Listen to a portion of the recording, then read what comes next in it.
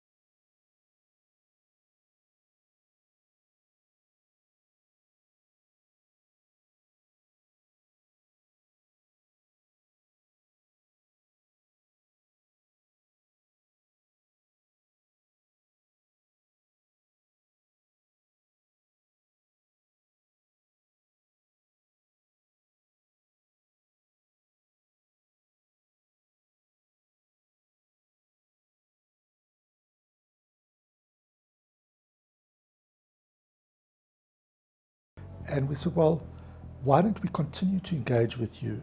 And we started developing the objectives for that. And more, I think all the organizations like this idea that can we have a partnership that would ensure that we minimized our impact on the environment, but in addition, that we maximized any value that we could have to the environment. This is a great example of how conservation organizations and industry can work together very well.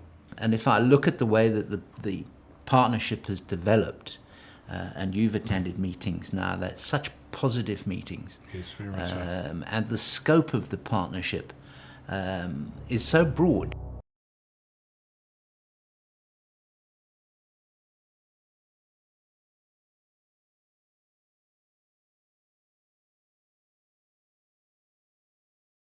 What we need to ensure is in the longer term that wetland, the water flowing into the wetland does not cause scouring, does not cause any impacts on the wetland as such.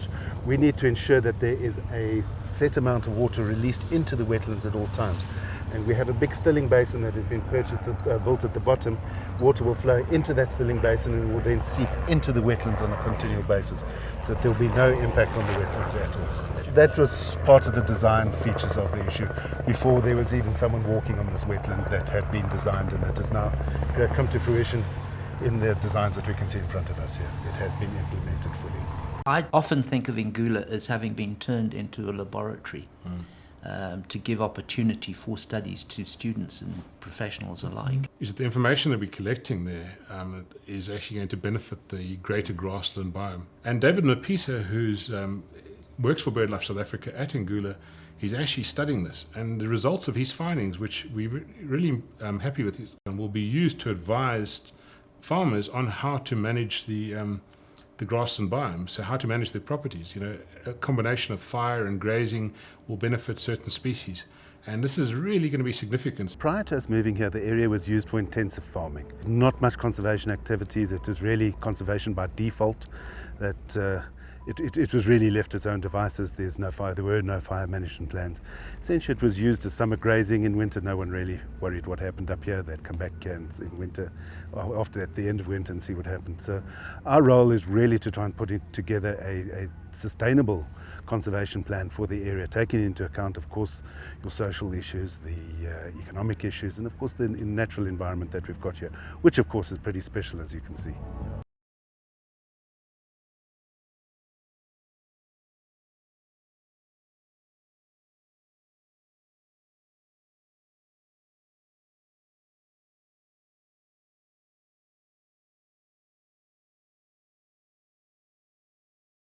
Which is one of the 5 birds in South Africa considered to be critically endangered.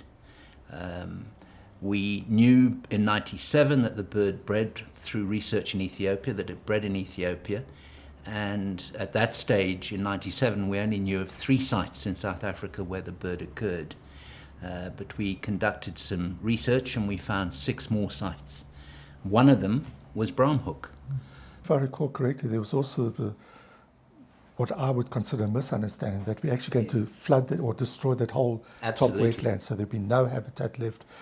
Never mind for the white-winged flufftail, there are other rare species of birds on that site as well.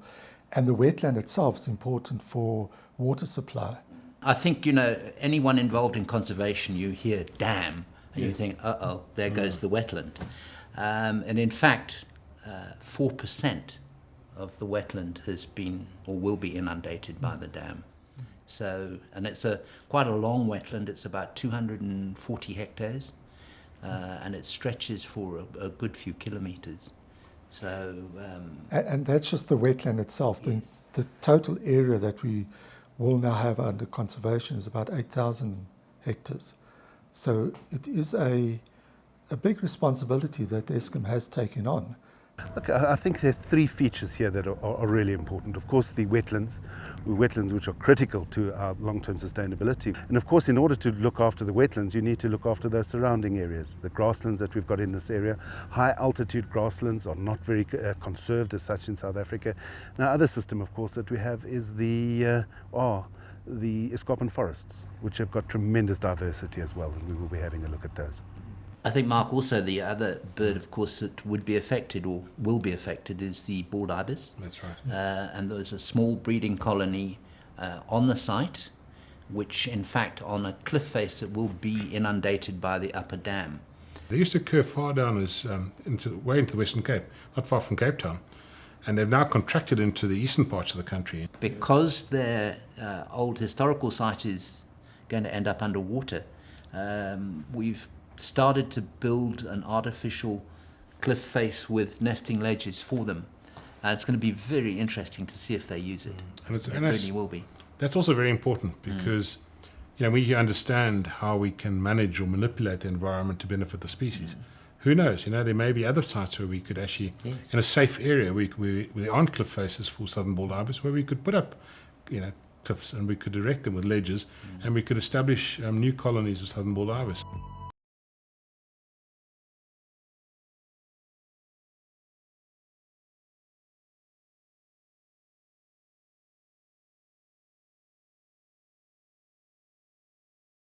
Also, what we're really proud of is the fact that this individual at the on site, David Mapisa, started his life literally as a sheep herder in the mountains of Lesotho, and is now, one of the country's top field ornithologists. I mean, he's absolutely incredible in the field.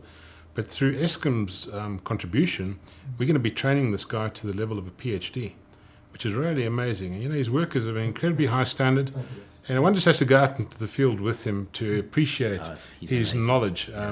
He's so observant, he's so knowledgeable, not only of birds, but about a variety of other things. He's got a particular interest in butterflies and some of the orchids and other plants which occur there. Ingula is beautiful. This area is beautiful. And when I walk around, every time I come across something that was previously not known to occur here at Ingula, I get greatly excited. There are a lot of things which I've come across, such as particular birds. There was a lot of assumption that Ingula is important for conservation of birds, but most of those was based on looking at the landscape. But now that I'm here, there are things that we did not know that they do breed here, like wattle grain. When I walk around photographing butterflies, when eventually that particular butterfly is identified as a unique butterfly, that excites me. I saw in it a contribution towards making Ingula a much better place for wildlife conservation. I think it's so easy now, one thinks of the partnership in Ingula as a construction site.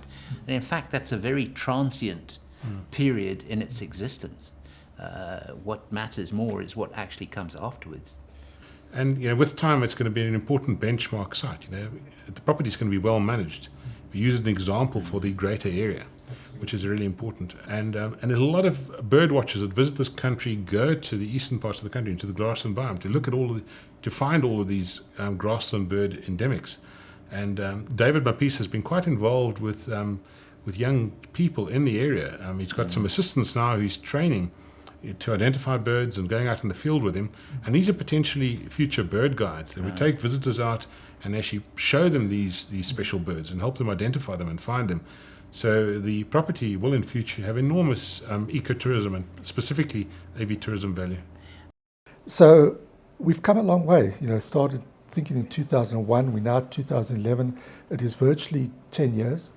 In fact, I hadn't realized that, but it's virtually 10 years this year.